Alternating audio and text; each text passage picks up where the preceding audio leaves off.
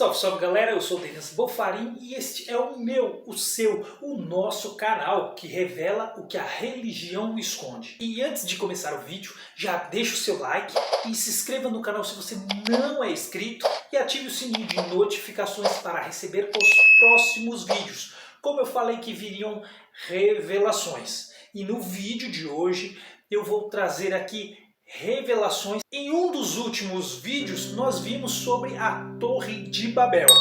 Vimos que ali é uma mitologia, é uma história que não é real, é uma história mitológica. E assim como nas mitologias, nós vamos continuar vendo sobre o povo de Israel e como as mitologias influenciaram esse povo, influenciaram Israel. Como nós falamos sobre a Torre de Babel, tem uma passagem lá que passou despercebidas por muita gente. E elas revelam o que realmente, ou quem realmente os judeus, os hebreus, eles adoravam e cultuavam. Gênesis 11, os versos 6 e 7, ele começa a dizer assim: O Senhor disse, eis que o povo é um, e todos têm a mesma linguagem.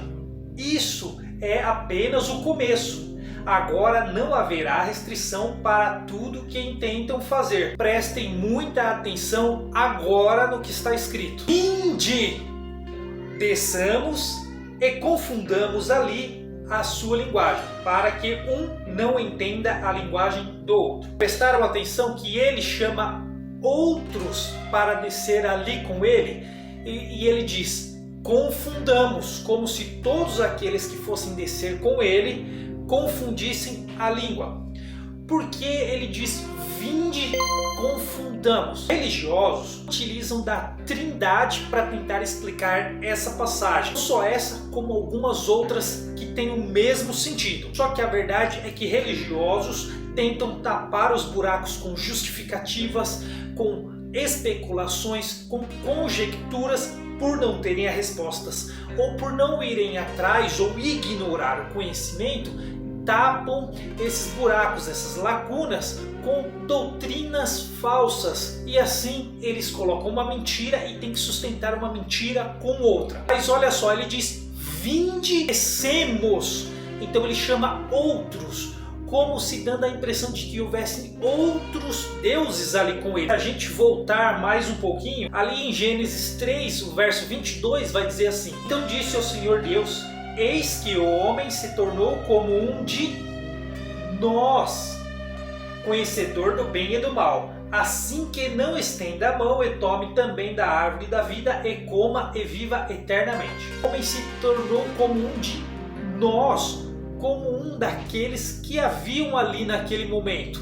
Então, a quem ele estava se referindo? A quem Deus estava se referindo quando disse a um de nós?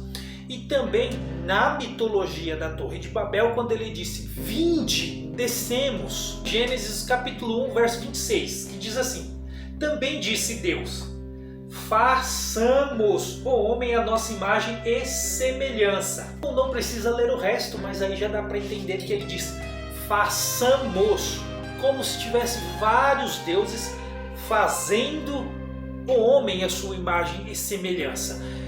É como eu falei, a religião vai tentar colocar a Trindade aqui, só que estudos sérios por arqueólogos, pessoas renomadas na área, vêm trazendo uma coisa totalmente diferente. Pois no início o povo hebreu, eles não cultuavam um único Deus, não, eles cultuavam vários deuses, pois eles eram politeístas, eles cultuavam vários deuses e não apenas um único Deus, como nós podemos e vamos ver algumas passagens no Velho Testamento que não remete a um único Deus, e sim a vários. E como nós lemos ali na primeira passagem, descemos e confundemos as línguas deles.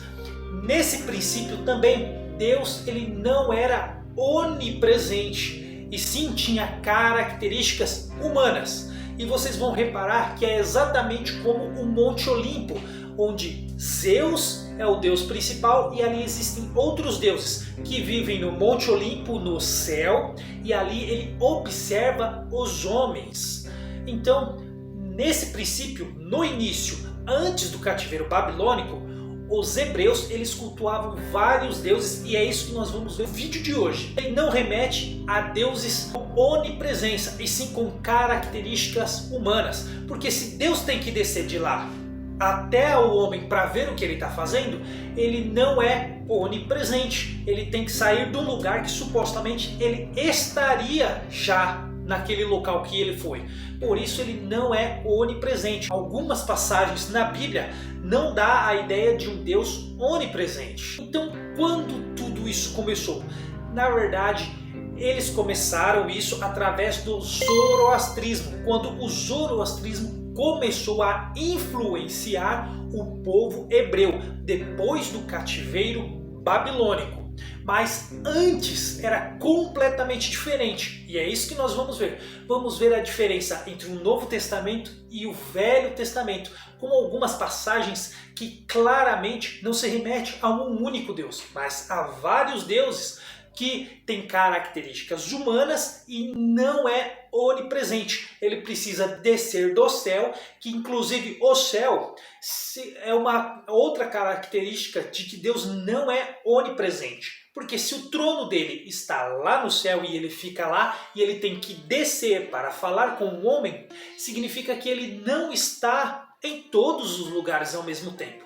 Mas algumas outras passagens já traz como se Deus ele sabe quantos fios de cabelo uma pessoa tem na cabeça e traz como se ele fosse onipresente, estivesse em todo o lugar ao mesmo tempo. Então há muitas divergências. Isso ocorre justamente porque no início o povo hebreu ele era politeísta, cultuava vários deuses ao mesmo tempo. Ao invés de um único Deus, onde ele passou a acreditar num único Deus, sendo influenciado pela religião zoroastra, pelo zoroastrismo depois do cativeiro babilônico. O zoroastrismo é uma religião que também é denominada de madaísmo ou de parcismo. Essa crença é baseada no monoteísmo, que é a crença em um único Deus. E teve início na antiga Pérsia por volta do século 6 a.C. Atribui-se ao profeta Zoroastra, chamado pelos gregos como Zoroastro. As doutrinas do zoroastrismo consistem no bem e no mal. É um dos princípios instituídos pelo zoroastrismo. Conforme a religião, o profeta Zoroastro recebeu a revelação que o deus Ahura Mazda estava em batalha contra o deus Aritmã. Este é um deus mau, enquanto o outro é um deus bom. Conforme a religião, no fim dos tempos, a luta entre os dois deuses será marcada pela vitória do deus Aritmã. Os que seguiram o caminho mau receberão como castigo o inferno.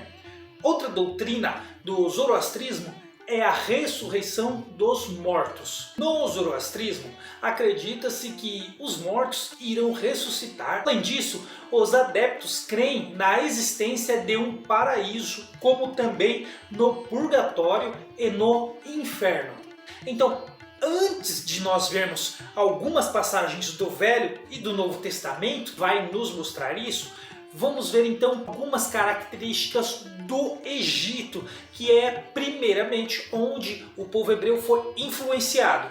Que nós sabemos que depois de José, que ele foi para o Egito, mais de 400 anos depois, o povo hebreu ficou escravo do povo do Egito, sendo influenciado completamente pela sua cultura e tradição. Então vamos conhecer um pouquinho da cultura egípcia para entender como o povo hebreu foi influenciado a cultuar vários deuses e não só um. E não somente pela cultura egípcia, mas por outras culturas também. A mitologia egípcia reúne diversos mitos, lendas e histórias que fizeram parte do imaginário religioso no Egito Antigo, até a chegada do cristianismo.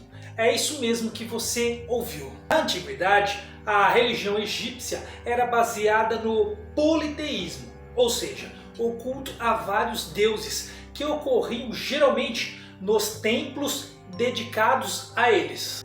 As lendas disseminadas tinham como temas a origem do mundo, da natureza, dos homens e dos deuses. Eles explicavam fenômenos que ainda desconhecidos pela ciência, sendo, portanto, de grande importância para a construção do imaginário dos egípcios. Olha que interessante o que diz lá no Novo Testamento, em João capítulo 4, o verso 24, diz assim: Deus é espírito, e importa que os seus adoradores o adorem em espírito e em verdade. Mas o interessante é que em Atos, no capítulo 23, o verso 8 diz assim: Pois os saduceus declaram não haver ressurreição, nem anjo, nem espírito, ao passo que os fariseus admitem todas estas coisas. Então, os saduceus eram uma outra classe de judeus, como uma outra religião do mesmo povo. Eles acreditavam em outras doutrinas, mas como eles, cultuando o mesmo Deus, poderiam não acreditar em espírito, enquanto uma outra classe acreditava que o Deus que eles também cultuavam era espírito. Então já é um indício de que eles não cultuavam apenas um único Deus. Em 2 Crônicas, capítulo 1, versos 6 e 7, diz assim: Salomão ofereceu ali sacrifícios perante o Senhor, sobre o altar de bronze que estava na tenda da congregação, e ofereceu sobre ele 1000 holocaustos. Naquela mesma noite apareceu Deus a Salomão e lhe disse: Pede-me o que queres que eu te dê. Então aí algumas características. Salomão fez alguns holocaustos, 1000 no exato. E Deus apareceu a Salomão. Deus aparece a Salomão e ele pediria o que quisesse ali para Deus. Só que isso no Velho Testamento. Já no Novo Testamento diz assim, em 1 João 4,12: Ninguém jamais viu a Deus. Se amarmos uns aos outros, Deus permanece em nós, e o seu amor é em nós aperfeiçoado. Então, Salomão viu ou não viu a Deus? Ou se trata de um outro ensinamento já no Novo Testamento e um outro no Velho Testamento, se referindo a outros deuses. Nós vimos que Salomão fez holocaustos e fez 1000 sacrifícios ali de holocaustos. Mas em Jeremias, capítulo 7, dos versos 21 ao 23, Deus ele vai dizer assim: Assim diz o Senhor dos Exércitos, o Deus de Israel: Ajuntai os vossos holocaustos aos vossos sacrifícios e comei carne, porque nada falei aos vossos pais no dia em que os tirei da terra do Egito, nem lhes ordenei coisa alguma acerca de holocaustos ou sacrifícios. Mas isto lhes ordenei, dizendo: Dai ouvidos à minha voz, e eu serei o vosso Deus, e vós serei o meu povo. Andai em todo o caminho que eu vos ordeno, para que vos vá bem. Então, olha que passagem contraditória. Como Deus não teria falado ou dado ordens para o povo hebreu, para os judeus, a respeito de holocaustos e sacrifícios, quando tirou eles da terra do Egito? E quem disse então a Moisés? Quem deu a lei a Moisés? Sabemos que um anjo falou a Moisés através da sarça ardente. Mas uma outra passagem no Novo Testamento é intrigante também, porque Paulo lhe diz que ai daquele, ou até mesmo se um anjo desse um outro evangelho para eles, para que eles considerassem anátema. E visto que um anjo deu esse ensinamento a Moisés sobre holocaustos e sobre sacrifícios e sobre todos os 613 preceitos da lei de Moisés. Então, como fica? Será que um Deus deu essas ordens a Moisés e outro falou que não deu e haviam vários deuses? Então vemos que aí há muitos indícios de que não era apenas um único Deus que os hebreus, os judeus, os israelitas, eles cultuavam, eles adoravam, mostrando claramente que que eles sim eram politeístas, acreditavam em vários deuses e não apenas um, só que tudo mudaria após o cativeiro babilônico. Ali começaria a mudar tudo, sendo influenciados pelo zoroastrismo. Mas olha só outras passagens ainda. Como falamos da lei de Moisés, em Êxodo capítulo 20, o verso 13 diz assim: não matarás. Este é um dos mandamentos que diz para não matar. Só que esse foi dado pelo anjo para Moisés. Mas olha o que Deus diz em 1 Samuel capítulo 15, nos versos 2 e 3. Assim diz o Senhor dos Exércitos: castigarei a Ameleque pelo que fez a Israel, ter se oposto a Israel no caminho quando este subia do Egito. Vai, pois, agora e fere a Ameleque e destrói totalmente tudo o que tiver e nada lhes poupe. Porém matarás homem e mulher, meninos e crianças de peito, bois e ovelhas, camelos e jumentos. Essa é uma passagem forte, apesar que eu ainda não peguei as mais fortes, porque existem outras passagens como essa, só que um pouco mais fortes ainda. Mas aqui vimos que era para matar homens, mulheres e crianças de peito, recém-nascidos. Crianças que no Novo Testamento diz que elas não têm pecado.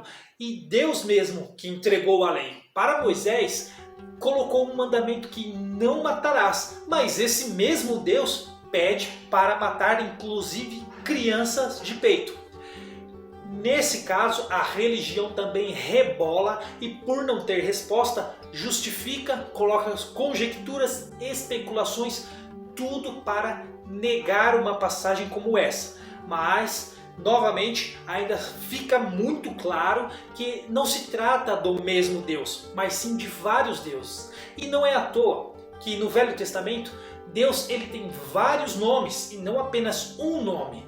E ele tem vários tipos de doutrina que cai algumas uma em contradição com a outra, deixando claro que não é apenas um Deus que eles cultuavam, que Israel, que os hebreus, os judeus, eles adoravam no início. No Novo Testamento, em 1 João, capítulo 5, verso 19, diz assim: sabemos que somos de Deus e que o mundo inteiro jaz do maligno.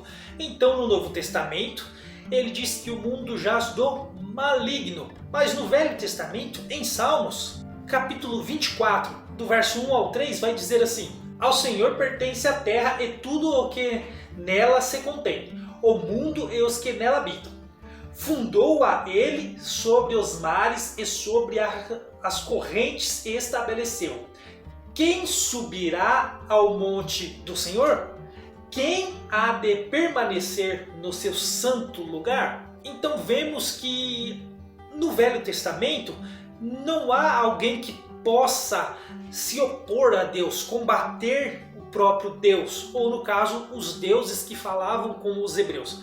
Só que no Novo Testamento algo um pouco diferente acontece. O mundo jaz do maligno. Ali parece que um tipo de mal pode se opor ao Deus de Israel, aos Deus dos judeus, dos hebreus, sendo doutrinas completamente diferentes. Então esse é só mais um pouquinho de muitas mitologias que eu vou trazer aqui nesse canal. Então estudos de pessoas renomadas, confiáveis, que fizeram e conseguiram mostrar que os hebreus, eles no princípio, eles eram politeístas, cultuavam vários deuses e não apenas um único Deus. E esses deuses, eles não eram onipresentes e tinham características humanas, exatamente como os deuses do Egito e como os deuses gregos, que também eu vou trazer nesse canal. E para não perder as mitologias que virão, que inspiraram todo o povo hebreu